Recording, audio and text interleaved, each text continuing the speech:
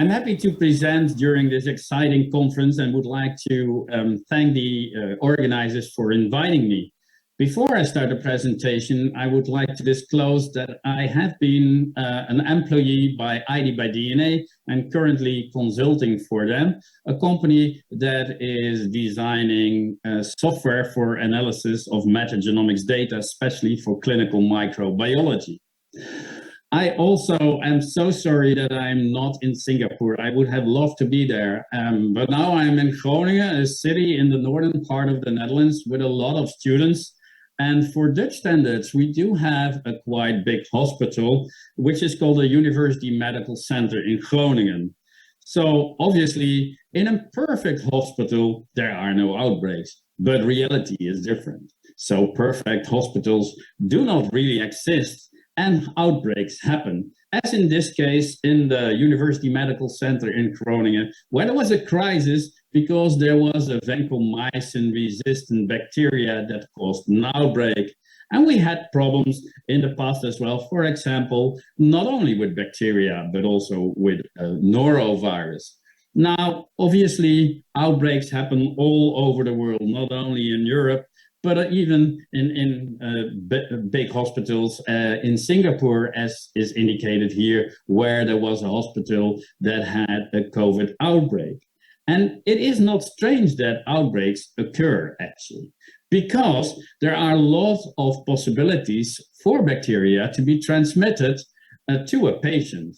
This can be caused by, let's say, a patient being already infected, having a bacteria, and then transmitting it to another patient. But also, a visitor can enter the hospital and transmit a bacteria to a patient. And then there is obviously also the healthcare worker that can transmit bacteria to patients or to visitors or to the hospital environment that in that case then can transmit the bacteria to the patient. And there is a lot of moments that patients are into contact with each other or are kind of moved. And this is kind of showing you on the different lines indicate different wards. The dots are patients, and patients are transferred over different wards all the time. So when there is a positive patient and it moves from one ward to the other, obviously there can be a spread of resistant bacteria. So let's give this example. We had a norovirus in a ward. So help an outbreak. What shall we do? And it would have been nice to have this interactive so you could vote. Should we inform the press or should we not worry at all? Maybe we should inform the board of directors, or maybe not sure, let's have a closer look. Or should we inform the patients and just close the ward? Or maybe, but who cares? Well, viruses are everywhere, so why do we need to do anything anyway? So let me show you this example in a bit more detail. So you see here on the x-axis, the different patients in different times, and then you see that noroviruses were present in that patient.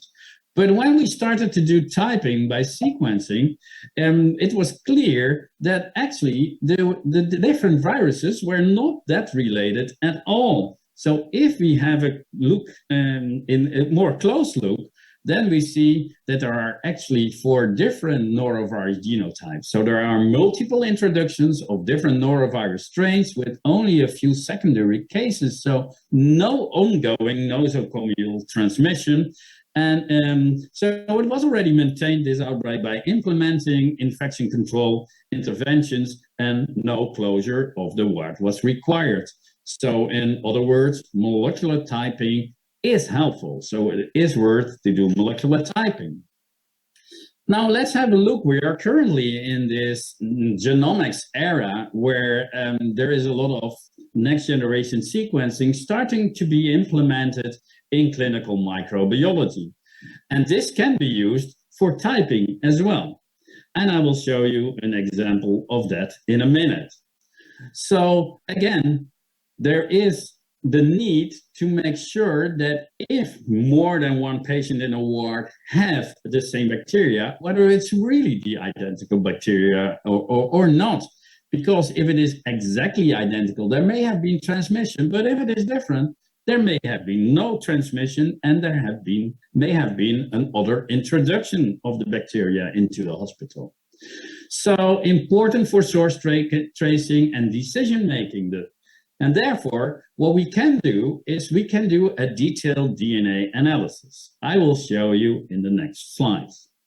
So this is the vancomycin-resistant Enterococcus faecium outbreak that I was presenting in the first one of the first slides that happened in the University Medical Center in Groningen.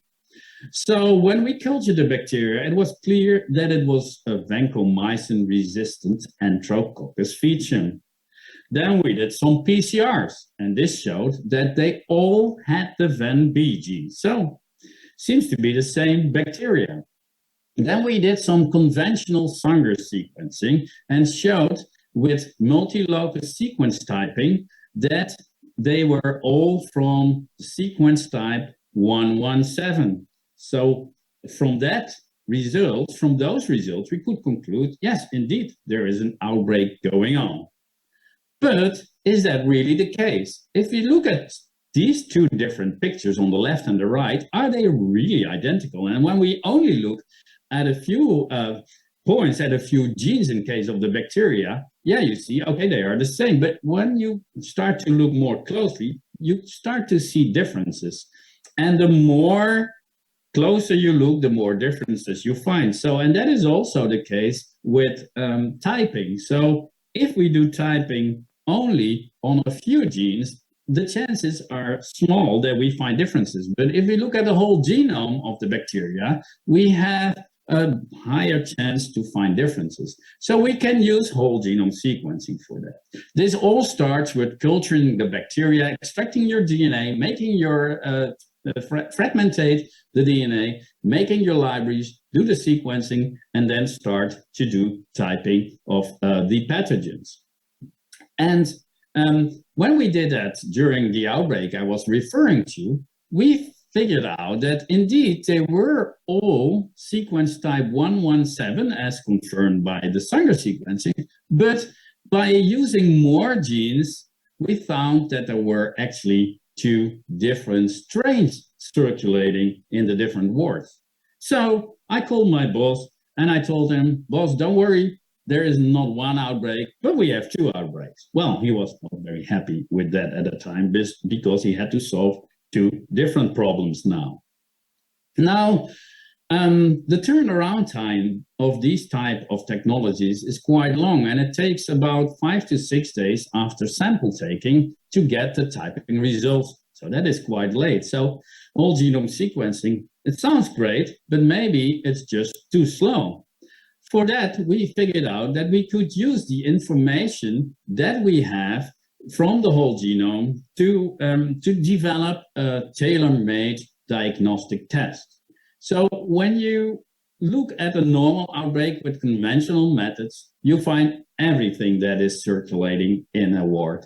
So this includes also other antimicrobial resistant bacteria. So you have kind of a bycatch and it takes long. But having the whole genome information allows you to look for a unique piece of DNA of the outbreak strain, design a real-time PCR, and then use that real-time PCR for screening assays. And that is what we did. We found a unique marker, designed a unique marker PCR that we then could apply directly to the clinical sample. So there was no need to culture the bacteria any longer.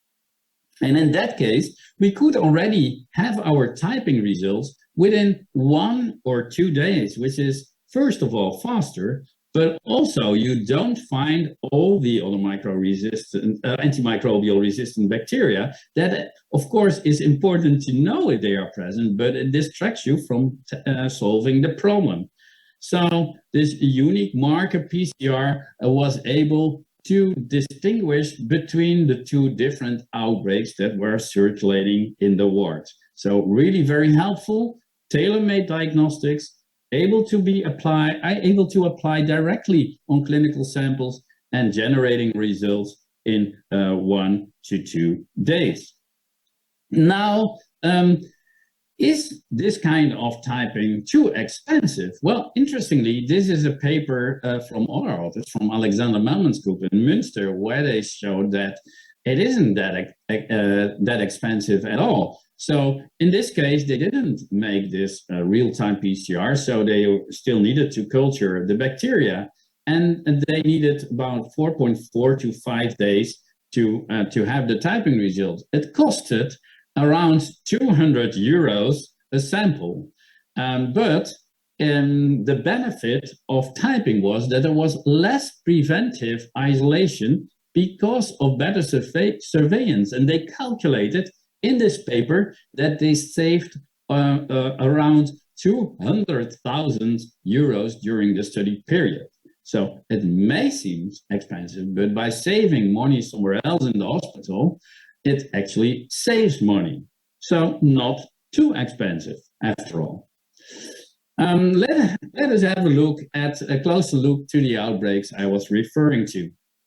So here you see, actually, we went back to all our vancomycin-resistant Enterococcus faecium isolates that we had in the freezer over the year 2014. And here we sequenced every isolate. And what you see is that, indeed, sometimes isolates are within the same sequence type, but again, by sequencing, using the whole genome sequence, we were able to distinguish between different cluster types, showing that more than one isolate was circulating. In this picture, the different colors indicate different wards. Now, one of the things that is shown here is that there are two different types of isolates circulating in the same ward and at the same time. And on the right side of the panel, you see that there were two different isolates found in the same patient. So that made us wonder, how is that happening? So what we did was we looked at the whole genome and did whole genome sequence typing, as is indicated here. But what we also did was we looked at the region on which the resistant gene, the VAN-B gene, was located. And those VAN-B genes are located on transposons. Now, to do a detailed analysis on those transposons, short-read sequencing is not enough. All the previous results were obtained by short-read sequencing using Illumina sequencing. But for characterizing those transposons that are longer and have many repeats and so on, we needed to do long-read sequencing, and we used Oxford Nanopore technology. And what we found was that in the different isolates, there were 4 different types of transposons. Now, if we map that to the different isolates, as indicated here, then in the lower part of the slide, now the colors indicate the different transposons. And interestingly, you see that the isolates that were circulating at the same time in the same ward do have the same transposon. Also, the patient that had 2 different isolates, indicated in the right side of the slide, had the same transposon as well. So apparently the transposon jumped from one type to the other. And therefore, it is not always enough to do only a core genome MLST analysis in outbreak investigations. And you also may want to look at mobile genetic elements, the transmission of mobile genetic elements. Other things that are beneficial from using whole genome sequencing for outbreaks is that you can use it for antimicrobial resistance screening, and that is shown here. So you can see what type of gene is present because you have the information of the whole genome. Well, this is a sample in which a 19-year-old patient was treated with ceftazidime for a Klebsiella oxytoca post-surgical abdominal wound infection. After 11 days of treatment, a second isolate was found in the pus sample, and this appeared to have an increased resistance to the antibiotic with which the patient was treated. Now, when we did sequencing, we found that there was a change in the genome, and we found the presence of a novel beta-lactamase gene that we then estimated with a different number, which had a 6 nucleotide deletion resulting in a change in a 2 amino acid deletion. So when we cloned this gene into the bacteria, this resulted in increased MICs for the antibiotic the patient was treated with. So we can use the whole genome sequencing also to reveal the antimicrobial resistant mechanisms. More interestingly, you can use the data, if you store them in the right way, immediately to see if a new discovered antimicrobial resistant gene is already present in the samples that you have. And in this case, we showed that there was in China, the MCR1 gene was found in animals and human beings. But because we had all the isolates sequenced and already present in the databases, we were immediately able to see how was the situation in the Netherlands. And actually, we found that there was also presence of the gene in some of the isolates in the Netherlands, but mainly in isolates that were isolated from retail chicken and not so much, not from humans. So by having this database allows you to immediately go back to the data that you already have to see whether newly discovered genes are present already in your population. Now, can we use not whole genome sequencing, but simply clinical shotgun metagenomics for typing of these pathogens? Clinical shotgun metagenomic workflows is not starting with a cultured bacteria, but directly with clinical samples in which you extract your RNA DNA, make your libraries, sequence everything that is present, including host DNA, and then you detect any pathogens. But can we also use this technology for typing purposes? Well, actually, that's what we have shown here in a paper by Natasha, in which we had different patient samples from which we isolated with conventional bacteriology so different bacteria. We did whole genome sequencing to determine the sequence type, but we also used shotgun metagenomics directly from the clinical samples. Unfortunately, and also depending on the analysis software that you were using, we were not always able to get the sequence type from this clinical shotgun metagenomics data. So there is still something to do there, but we're moving forward with it. And in some cases, we were already able to find the sequence type. And I'm sure that with novel technologies, we will improve this kind of methods, also be useful for typing. So let me finish with some statements here. So there are still challenges of introducing genomics in clinical practice for infection prevention. There is obviously always the discussion about the balance between cost, quality, speed, and the complexity of both the processes in the lab as well as the analysis processes. And another thing is that individual patients may benefit from a low throughput, high complexity analytical approach, which is more expensive, whereas hospital outbreaks may require a high throughput, low complexity approach. So there is always a discussion and challenge to see which kind of approach should we take to get the right results. Then I showed you that we have been using core genome MLST, core genome multi-locus sequence typing, to investigate our vancomycin-resistant Enterococcus faecium outbreaks.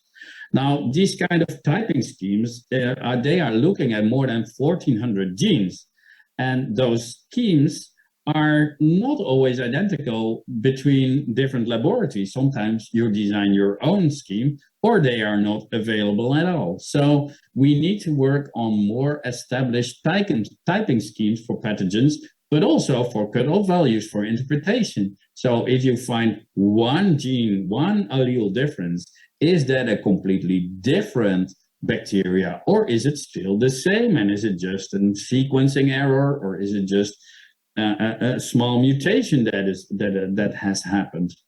So we need to work on cutoff values as well. And then it will be perfect to share the databases between different hospitals that do not only have sequences, but also the metadata for outbreak control. And this may be helpful to see if an outbreak that happens in Europe, in the Netherlands, maybe comes from a hospital in Germany, because there is transfer from German hospitals to the Netherlands and the other way around. And we can only see if an outbreak is going on there as well, if we kind of link the databases to each other and share the metadata. And we have seen that in some cases, an outbreak happened because a patient came from Greece and took antimicrobial resistant bacteria with him, and then it caused a local outbreak. But by sharing data, this is extremely important for infection prevention measures. So obviously, I already showed you that it takes sometimes 4 to 5 days to get the typing results. And I think that we need to work on time from sample to result to reduce that dramatically, and to make sure that we have it within a clinically relevant time frame. And we can do that, for example, with this unique marker real-time PCR. And then I showed you that we have been looking at antimicrobial resistant genes as well with whole genome sequencing. But obviously, finding a resistant gene or not finding it and having the real phenotype, the phenotypic antibiotic susceptibility of a bacteria, is still surrounded by controversy. So the clinical interpretation of the results, when you also use these kind of technologies for diagnosing, is also an issue that we should work on. And then, what is the place of next generation sequencing in the diagnostic hierarchy of microbiology? Should we use it only in centralized microbiological surveillance and reference labs? Or, and then maybe the frontline labs only use simple typing methods? Or should we use next generation sequencing already in the frontline laboratories and go from a hierarchical to network-like structure? So this has the benefit that it will reduce turnaround times, empowering hospital-based microbiology. And it also facilitates the rapid development and implementation of new technologies. It will have a positive impact on local efforts such as infection control interventions. And still, we can send our results to a national or international surveillance database to make sure that results are also shared with other hospitals in the region or even internationally. And then there's always a discussion, yeah, these new technologies is nice, but we have been using pulse field gel electrophoresis previously, or SPA typing, or multi-locus sequence typing. Should we make sure that the results that we are generating now maintain backwards compatibility with whole genome sequencing? And this may be important initially because whole genome sequencing typing is gradually introduced. And there will be still labs that are using the more conventional typing methods. So the ability to compare sequence strains with historical strains is obviously beneficial. But on the other hand, this may have a negative effect on the wide implementation of whole genome sequence-based typing, as it requires the investment of resource and we need to do a lot of things. So maybe we need to kind of sequence some reference strains that we have been used in the past and have been typing by others to make it kind of linked to each other. So there are both pros and cons for maintaining backwards compatibility with whole genome sequencing. Well, finally, I would like to finish with sending you the take-home message. Whole genome sequencing, I'm convinced, will be a bridge between Sanger sequencing and the real metagenomics-based diagnostics, which I presented in a presentation a few days ago. But whole genome sequencing will be the bridge between Sanger sequencing and metagenomics-based diagnostics and clinical microlabs should invest in this technology gift to make sure they will be able to implement future applications of NGS. And with that, I would like to end and show all the collaborators that have helped me over the years. Thanks for listening. Thank you, Professor Rossen. We have a few questions, and so my first one to you from one of the audience is, if WGS in an outbreak investigation indicates that none of the isolates are clonal, it could possibly be a polyclonal outbreak. Do you have any comments or suggestions on the interpretation in such an event? Thank you. Yeah, in such an event that, and thanks for having me here, and I enjoy this meeting a lot. So yeah, when you see more than, when you have a polyclonal outbreak, you can obviously discuss whether this is really one outbreak or that there is at a certain time two different introductions of two completely different bacteria. And in that latter case, when there is a reintroduction of more than one bacteria, you have to look at two different ways of how the bacteria came into the ward. So source tracing will be focused on both cases and not only on one. And then you can come up with some whole different explanations for it and some whole different measures that you have to take. For example, taking care more of the visitors when they enter the ward and make sure that they are using proper hygienic measures instead of looking at what is going wrong in the ward between patients or the hospital care workers. Okay, thank you. The second question is from myself. I'm not too sure whether this is controversial in the sense that some hospitals have done a hospital microbiome where they survey their own hospital environments and they track it over a period of time and as a form of surveillance. Do you have any thoughts about this in terms of monitoring that for infection control and hospital-acquired infections? Over.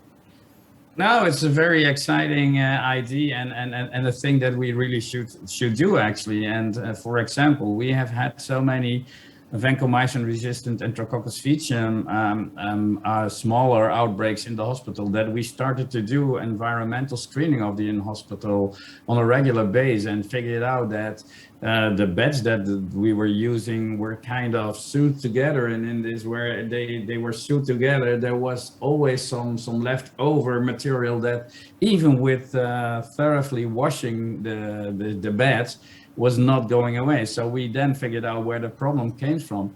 But also in a more general way, I would say it makes sense to do surveillance of hospital and maybe even hospital wastewater, because that's another way to look at what is circulating in your hospital, both on viruses and antimicrobial resistance genes.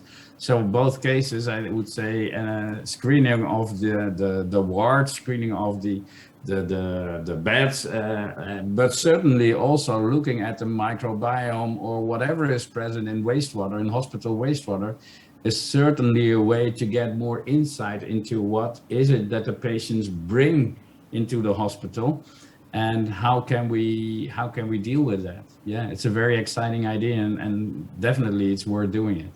Okay, thank you. We have one last question. Do you compare against historical isolates in your analysis or only isolates within a particular outbreak? And what's your approach if isolates which are found to be closely related even though there are no links? Example, isolates that are cultured months or years apart. Over. Yeah, interesting question again. Yeah, we do, because we have these databases with all the sequences present. So we do always look at what we have been detecting previously. What we do then, even if there is no link, that is a different question. Interesting question. We can go into more depth, and I can give you one example in which we finally figured out by doing this, let's say, looking backwards to what we already have in the databases. We figured out in one specific case that a patient that was first in our hospital had this strain. Then he was transferred to a secondary hospital. Then there was a little outbreak. And then one of those patients came back to our hospital and reintroduced the strain a few months or even more than a year later.